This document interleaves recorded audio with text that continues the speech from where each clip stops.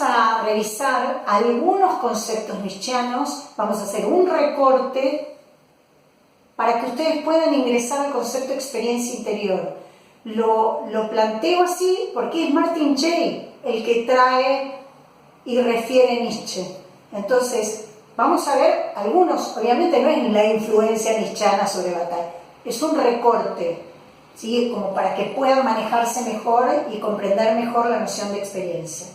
Friedrich Nietzsche nace en 1844, muere en 1900. Fíjense que tanto Bataille como Nietzsche nacen a fines del siglo XIX. Se considera que Nietzsche es el filósofo de las contradicciones.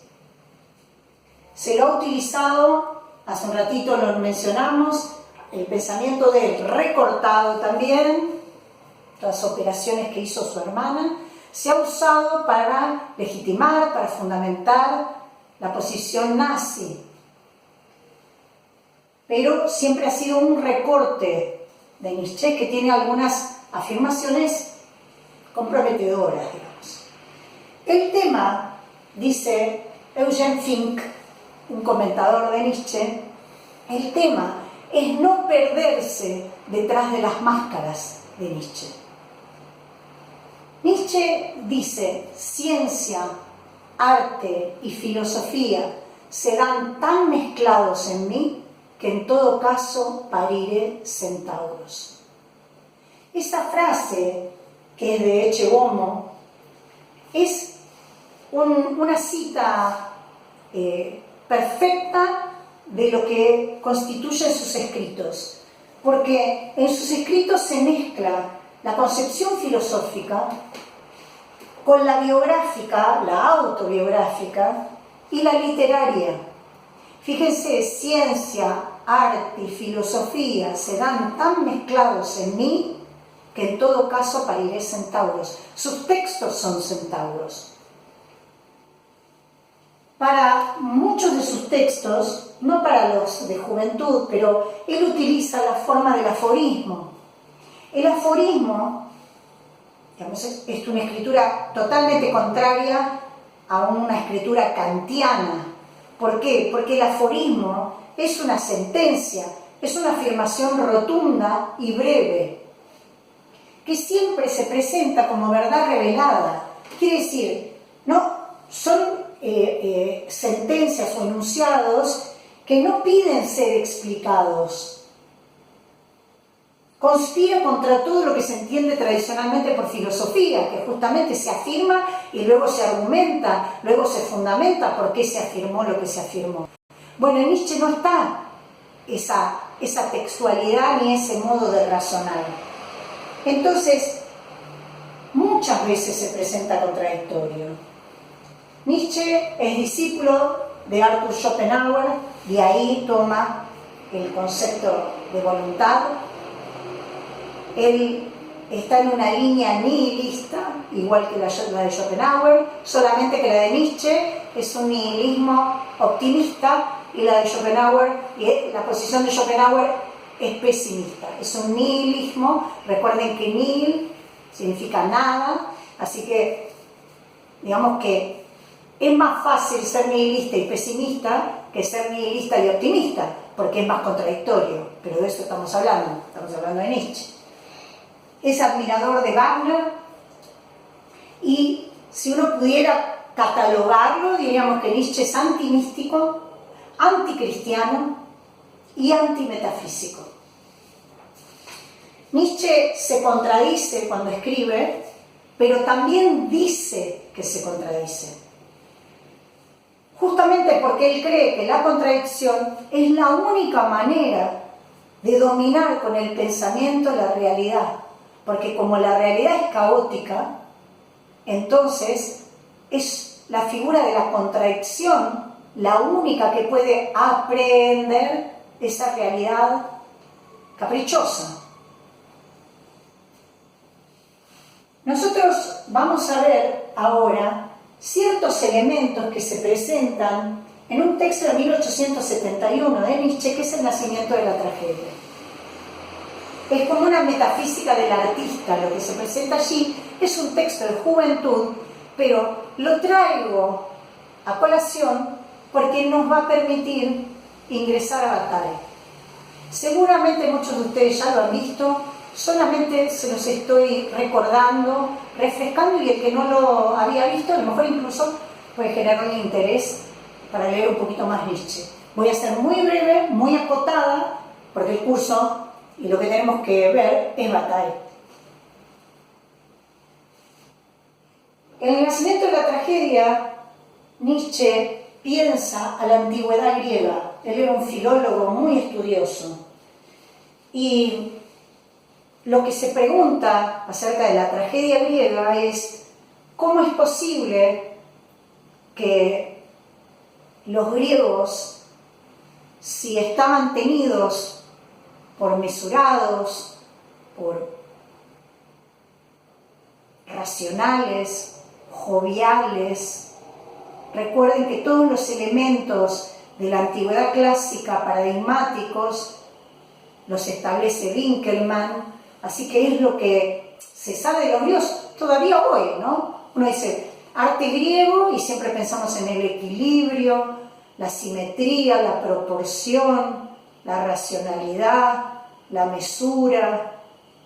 Lo que se pregunta Nietzsche frente a esta consideración griega que se denominó grecidad, este conjunto de elementos que parecen caracterizar la escultura griega, el arte griego en general, lo que dice Nietzsche es cómo puede ser que si los griegos eran tan racionales, tan mesurados y tan equilibrados, ¿cómo puede ser que hayan escrito las mejores tragedias? ¿Qué sabiduría del dolor tendrían para escribir las mejores tragedias? Y si sabían tanto del dolor, ¿cómo es que eran tan equilibrados? Entonces, pone en crisis lo que se denomina la serenidad griega. Y entonces plantea estos dos principios en alemán denominados Trieb, es decir, que son principios, pero a veces se los denomina y se los traduce como instintos, generadores de toda evolución en el arte, que son lo apolíneo y lo dionisíaco. Justamente lo que plantea Nietzsche es que el alma helénica no es medularmente apolínea, sino que es trágica. Y lo trágico surge de la lucha entre lo apolíneo y lo dionisíaco. Justamente en esa operación que va a hacer Nietzsche, va a echar por tierra todo lo que se cree de los griegos, todo lo que se dice, ¿sí? Racionalidad, mesura, serenidad, son puestos en crisis. Lo apolíneo, justamente, es el principio que genera formas. Es un poder conformador. Apolo, recuerden que es el dios de la ley y es el dios de las artes. El principio apolíneo es el principium individuationis, o bien principio de individuación. Es decir, que lo apolíneo responde, designa el principio de individuación. Se caracteriza lo apolíneo por la mesura. Instala en el centro el logos, la palabra. Y cuando hablamos de la palabra, la significación o el sentido. Veamos, si nos cruzamos de vereda, lo dionisíaco. Recuerden que Dionisos es el dios del vino y de la disonancia, es el dios de la embriaguez, es Baco para los romanos, es el dios del vino, pero también es de la embriaguez, igual lo vamos a poner,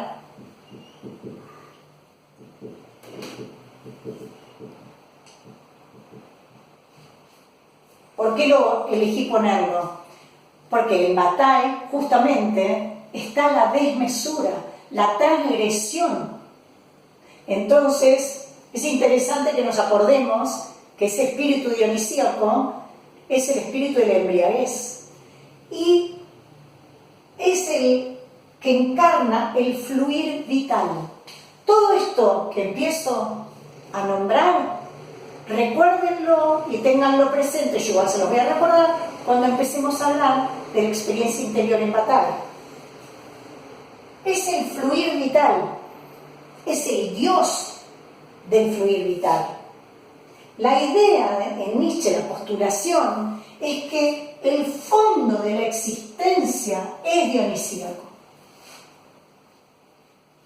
La vida pasa a través de nosotros y sigue más allá de nosotros. Freno un poco ahí. El fondo de la existencia es dionisíaco y encarna el uno primordial.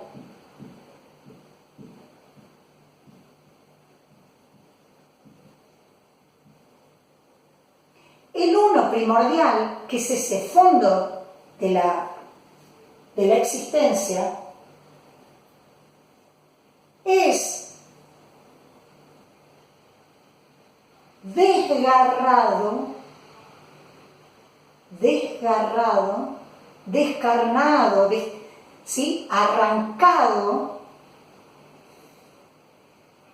por el principio de individuación, que produce seres existentes individuales.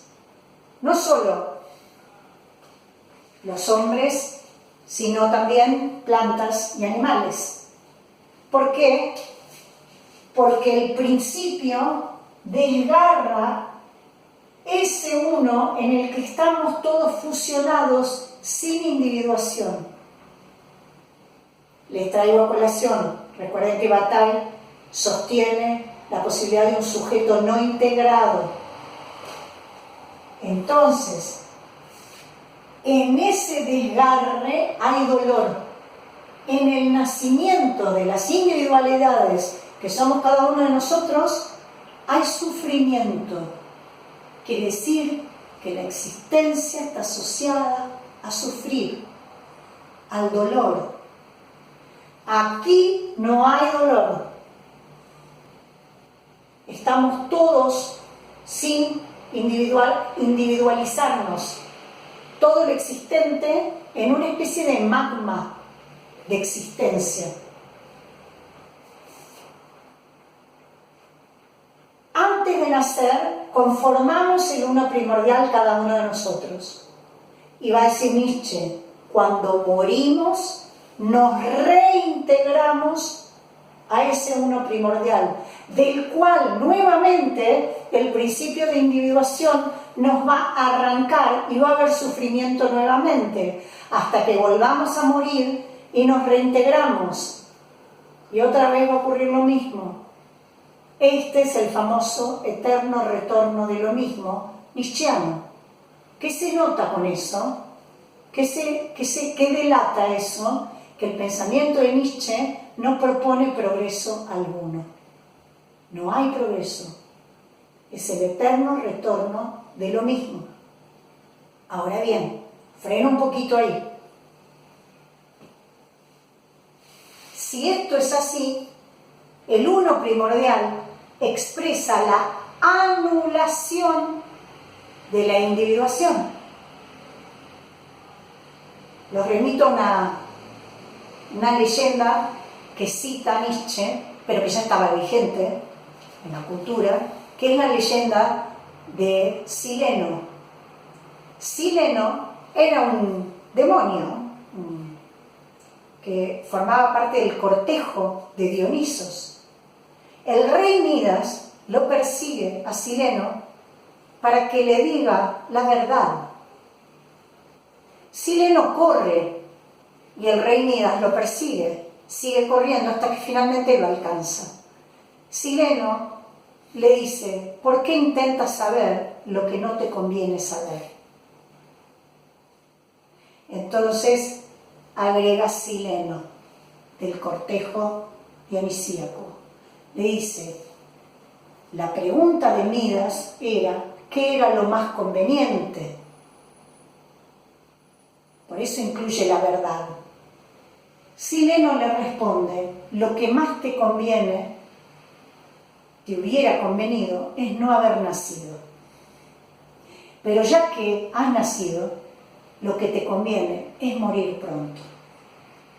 Esta leyenda de ese sabio Sileno la incorpora Nietzsche a su escritura y a su pensamiento. ¿Por qué? Porque se comprende y se resignifica a la luz de lo que acabamos de ver. Si el dolor está en el desgarramiento, el desmembramiento, acuérdense que a Dioniso lo desmembran, el desmembramiento dionisíaco, si el dolor aparece en el desgarro del uno primordial, lo que nos hubiera convenido es no haber nacido, quedarnos instalados en este uno primordial de existencia como de fondo de la existencia. Pero bueno, ya que nacimos, ¿qué es lo que nos convendría? Morir pronto, porque al morir pronto nos reintegramos al uno primordial y la idea y lo mejor que nos convendría es no volver a nacer, porque así se evitaría el sufrimiento de la existencia en el desmembramiento. Claro, por la misma razón, Dioniso se caracteriza por la desmesura. Es caracterizado por la desmesura porque lo apolíneo, y ayúdense pensando en la escultura griega, que es profundamente apolínea, por la mesura. No se derrama en exceso, no hay exceso. En cambio, el principio dionisíaco se desgarra y se desmesura. Ayúdense pensando en la música. La escultura, si el apolíneo era un poder conformador, tiene una forma, tiene límites, tiene contornos. La música, en cambio, es bien difícil de contener, ¿no? Por eso es tan difícil contener el sonido. Las vidas de los hombres serían entonces encarnaciones de un ser único y despedazado. Ese ser único y despedazado es este. Las vidas individuales de plantas, animales y humanos son justamente encarnaciones de ese ser único dionisíaco. Ese sería el despedazamiento o desmembramiento inicial, también denominado división del uno primordial. Claro que aparece el logos, porque en la desmesura no hay forma de acotar y de contener el sentido. La palabra, el diálogo, tiene que ser apolíneo, porque justamente refiere a una significación determinada. Pero si me instalo en esta columna, no hay forma de que haya una significación única. ¿Se acuerdan lo que vimos del postestructuralismo? ¿Se acuerdan cómo se derramaba sobre lo anterior dicho y sobre lo que estaba por decirse más adelante en el texto?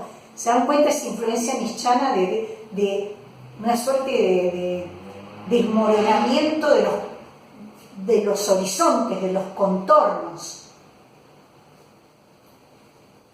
Cada vez que se piensa en términos de logos, no se piensa solo en términos de palabra, se piensa en términos claramente de un significante y de un significado, pero se piensa en términos de sentido.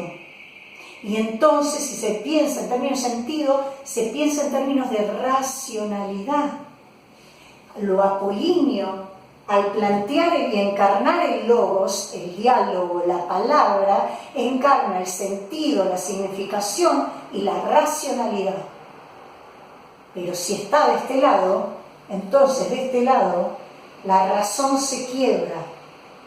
Por eso en Bataille hay un quiebre del sujeto. hay un quiebre de la conciencia y de la racionalidad, porque hay una preferencia, hay una inclinación por esta línea de ideas nietzscheanas. La vida se desgarra y produce individuaciones, dijimos. Los hombres serían esas encarnaciones del ser despedazado. Los hombres sufrientes son efecto de la división del uno primordial. Con la muerte, dijimos, nos reintegramos a ese magma de existencia y nos hundimos en el fluir vital. Pero al hundirnos, perdemos la conciencia. Esto es lo que está rescatando Bataille y lo que van a rescatar en la herencia nietzscheana en el postestructuralismo. Justamente la pérdida de conciencia. Por eso se asocia a la embriaguez lo dionisíaco, ¿sí? En ese sentido, morir no es desaparecer. Morir es sumergirse en el origen.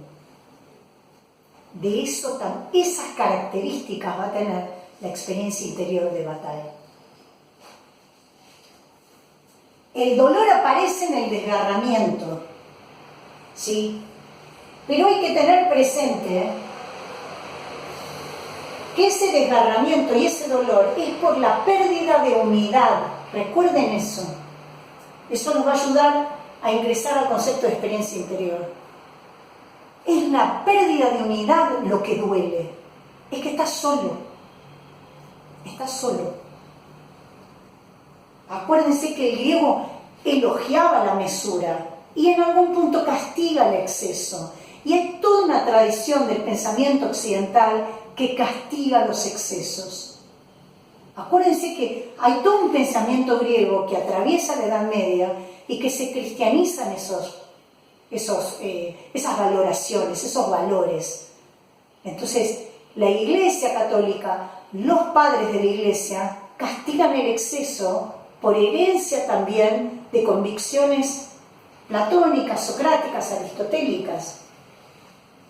La pérdida de individuación y el fluir vital sufre metamorfosis, justamente para evitar ser destruido. Es un dios, acuérdense que Dioniso, si les interesa, busquen un poco las características de Dioniso porque los ayuda a entender también el sentido. Acuérdense que es un dios que muere y resucita de sus pedazos. Entonces, es lo que estábamos diciendo. Se despedaza y al morir esa individualidad se reintegra, es decir, resucita de sus pedazos. Siempre van a ver que el cortejo de seres que acompañan al dios Dioniso mezclan formas humanas con animales, por eso son sátiros muchos de esos. Sileno es un sátiro. Entonces, les repongo lo que dije al comienzo. ¿Qué dice Nietzsche? Que parirá centauros. Esa es la voluntad de Nietzsche. Salir de esta línea logocéntrica. Estamos sujetos entonces al eterno retorno, pero al tiempo que estamos sujetos al eterno retorno, tenemos que nombrar una obra del tercer periodo de Nietzsche, que es la voluntad de poder. La voluntad de poder se puede entender como la voluntad o como la esencia de todo lo que es. La voluntad no es estrictamente de poder, sino que es voluntad de voluntad. No es que se dirige a una meta en especial la voluntad, quiere ser feliz y tiene la meta de la felicidad. No es querer algo en particular, es querer. Y es querer no morir en lo posible, porque es querer seguir siendo. Es una voluntad esencial en algún punto. Y para Nietzsche, la moral tiene que estar fundada en la voluntad de poder. Está asimilado a algo comparecido a la fuerza, ¿sí? Aquellos que luchan por permanecer en el ser, en seguir siendo. los artistas en este planteo están muy valorados, ¿sí? Los artistas son justamente los que son transfiguraciones del hombre, son los que encarnan la voluntad de poder. Pero cabe aclarar que no es una voluntad de poder para conquistar, en el sentido de conquistar tierras, ser Napoleón. El artista tampoco es el artista que pinta la Gioconda, el que encarna la voluntad de poder. La idea nietzscheana es que la obra que se va a producir o a crear es el mundo mismo, y el artista es el hombre que diseña el mundo. Él es el superhombre que encarnará la voluntad de poder. Un elemento más para ingresar a Bataille. Estoy suspendiendo y estoy recortando el pensamiento de Nietzsche. El lugar que tiene el dolor, la importancia del sufrimiento y del dolor en el pensamiento nietzscheano. Es interesante el segundo tratado de la genealogía de la moral de Nietzsche, porque allí aparece la idea de conciencia como el poder decirse a sí mismo. La conciencia para Nietzsche es justamente la posibilidad de responder de uno mismo. Y señala que el hombre, en la posibilidad de hacerse una memoria, es decir, la memoria de la humanidad, eso que se denomina la mnemotecnia, dice, el dolor está íntimamente ligado a esa mnemotecnia del hombre y de la historia del hombre. Solo queda en la memoria lo que no deja de doler, dice Nietzsche. La memoria por eso acude a la sangre, al martirio y al sacrificio. Traigan a Bataille en la memoria, traigan a Bataille. Después volvemos, pero ténganlo presente en esto que dice. Fíjense, para que el hombre se construya una memoria, precisa del dolor. Solo queda en la memoria lo que no deja de doler. Quiere decir que el dolor en Nietzsche es el instrumento mnemotécnico más poderoso. La sangre, el martirio y el sacrificio, dice Nietzsche, el horror, para considerarlo, para englobar todo aquello, el horror, dice, produce solemnidad, produce seriedad y produce secreto. Secreto, otro elemento del pensamiento de Bataille, el secreto. Produce, dice, el sacrificio, el martirio, el horror, dice Nietzsche, produce solemnidad y secreto en los pueblos. La memoria permite entrar en razón y produce esa seriedad. En el fondo de las cosas buenas, señala Nietzsche, hay sangre, hay horror.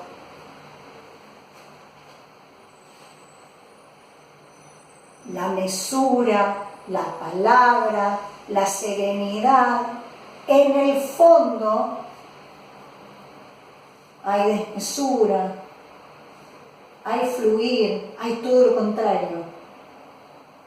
Y en el inicio de la serenidad hay dolor.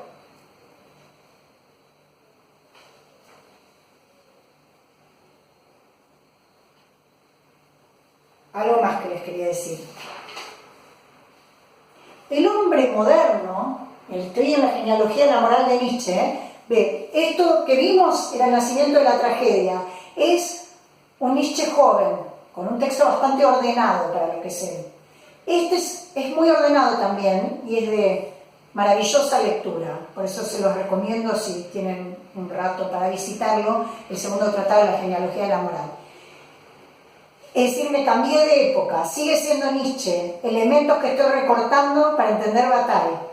El hombre moderno, dice, se avergüenza de su crueldad, se avergüenza de sus instintos. La vida antes, dice Nietzsche, era más alegre cuando no teníamos culpa por disfrutar de espectáculos sangrientos. El dolor, dice Nietzsche, frase para el recuerdo, el dolor no dolía tanto como hoy. Quiere decir que está marcando que el hombre hoy es más débil, soporta menos el dolor. E incluso, dice, el hombre se ha vuelto más débil porque comprende el dolor del otro y tiene piedad. Antes, dice, el hombre disfrutaba de un espectáculo de crueldad. Antes, en cualquier evento social, casamiento, nacimiento, cualquier fiesta, siempre había un espectáculo de crueldad para que disfruten los invitados. Se disfrutaba de viendo cómo sufría otro, sabiendo que uno está a salvo, se disfrutaba del dolor del otro, se aplaudía y se gozaba. ¿Por qué? Porque Nietzsche sostiene que el hombre es cruel y le gusta ver crueldades. Paréntesis. ¿Se acuerdan que mencionamos que en la inauguración de la revista Acefal se había propuesto un sacrificio? Hay como esa falta de pudor frente al dolor. Hoy, dice Nietzsche, hay más pesimistas.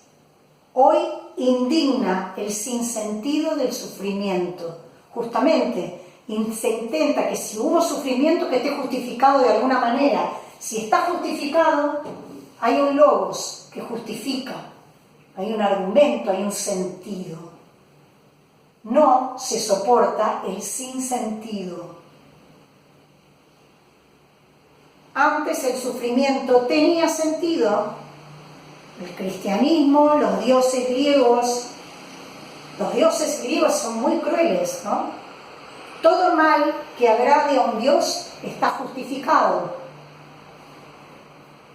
Hoy hay sentimiento de culpa, Nietzsche lo denomina deuda. Hoy hay culpa. No vamos a entrar en toda la dinámica de la culpa y la deuda, porque nos salimos de Bataille. En realidad no nos salimos, es una cuestión de ponerle un poco de límites a las referencias nietzscheanas.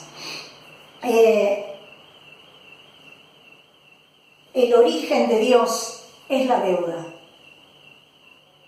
Recuerden que justamente en Nietzsche está, lo mencionamos en algún momento, la declaración de que Dios ha muerto. Dios es toda razón, todo fundamento que legitime lo que se enuncia o una verdad. El origen de Dios, dice Nietzsche, y con esto lo vamos dejando, es la deuda de cada comunidad con la generación anterior. Esa deuda que subsiste gracias a los sacrificios y los logros de los antepasados. Es decir, que nacemos con una deuda. Entonces nos vemos en vida obligados a reembolsarlos a nuestros antepasados, con logros, con sacrificios, con capillas, con obediencia, con homenajes. ¿Por qué? Porque le tenemos miedo al acreedor. Tenemos miedo y temor del antepasado. Y ese temor por la deuda contraída, recuerden que Él murió por nosotros. No le pedimos, pero nacemos con culpa, porque Él dio su vida por nosotros. Entonces, esa deuda va tomando dimensiones monstruosas, pero también va tomando cierto algo de misterio. a la vez de irrepresentabilidad, y estamos acá, porque si no se puede representar es que no tiene contorno, que no tiene forma. Lo dionisíaco es lo informe, lo apolíneo es lo que tiene forma. Entonces, esa deuda que inspira tanto temor va tomando dimensiones monstruosas. La rodea un halo de misterio y de irrepresentabilidad que se transfigura en Dios.